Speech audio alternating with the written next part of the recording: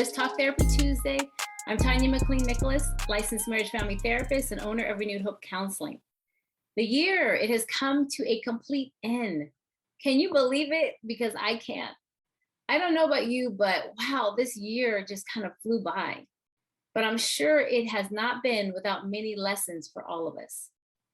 The end of the year is a great time for reflection, a time to reflect on what accomplishes you've made and what lessons you've learned.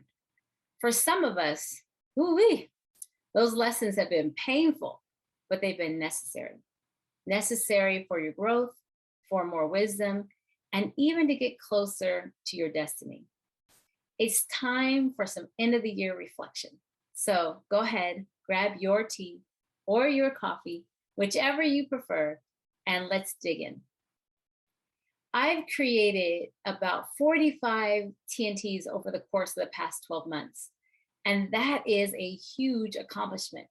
But what's even more encouraging is to know that they've been helpful to some. So let's take a quick look at some of the ones that people reported to me that have been the most helpful for them. And what better topic to start off our new year than to talk about creating new habits, loving yourself enough. If you don't, who will? We're talking about pulling the weeds in the garden of our lives, clearing the clutter, and making room for healthy growth. Is necessary endings, knowing when to let go, close doors, or move on. Is the self-care dilemma. How do you find the balance between fulfilling your daily responsibilities and taking time for yourself? Everyone is not your friend. Combating fear and stress by embracing laughter. So today I'm talking about pushing through the holiday blues. Okay, now comment down below and let me know which one you may have heard that was your favorite and the most helpful. Your end of the year reflection should include a time of celebration and a time for preparation. We sometimes spend so much time forward that we forget to even look back. Looking back helps you to acknowledge, to appreciate, and even accept the victories and even the hardships, the wins, and even the losses. So stop and think about all that has occurred over the year, and now acknowledge it, that it has happened, and even acknowledge the positive and negative impact it may have had on your life. And I want you to sit with those emotions surrounding that acknowledgement and begin to validate them. And then ask yourself, what is my takeaway from this situation? What have I learned about myself or even about others as a result? And now I want you to appreciate the lessons and decide how you're going to use that lesson for your benefit, or maybe the benefit of someone else, and even to carry out the purpose and plan God has for your life. And then finally, accept the lessons, the change, the growth, the opportunity for new additions and improvement. In one of my TNTs, I talked about preparing for a new season. And one of the ways to do this is to look at your life like a garden and the importance of nurturing your garden through the process of feeding and weeding, constant feeding and weeding. And that is putting more of the good in, like fertilizer and sunlight, and removing those things that are preventing healthy growth, like weeds.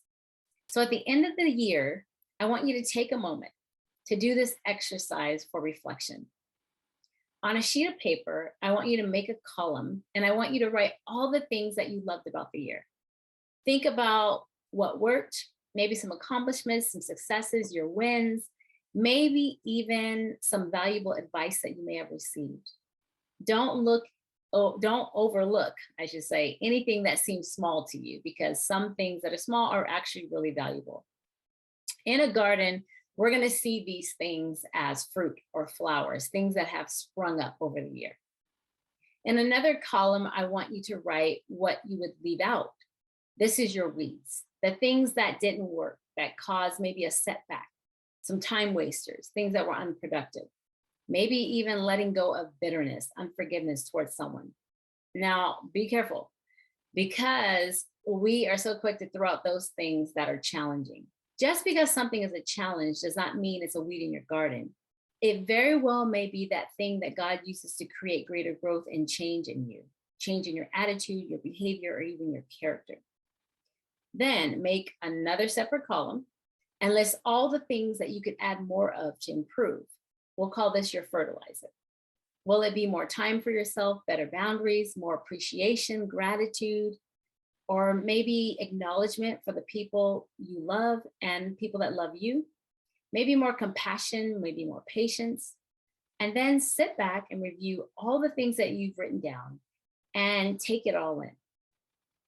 And now it's time to close the door on 2021 and move into 2022, leaving behind all the things that are not producing good in your life and taking forward those things that have the potential for growth and making a positive impact.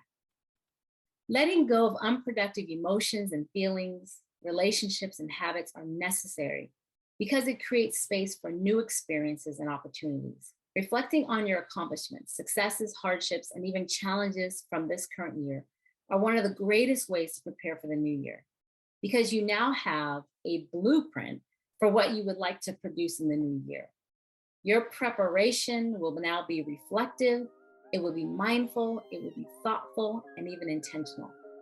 And those are all ingredients to healthy new beginnings. Well, that's it for today. I hope that you enjoyed your tea with tea on this Talk Therapy Tuesday. I'm actually going to be taking the next few weeks myself to reflect and prepare for the new year, and will return at the end of January for more TNT.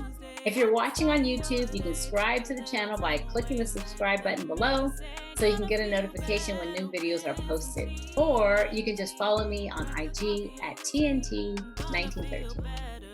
I hope that you have an amazing day, but more importantly, Happy New Year.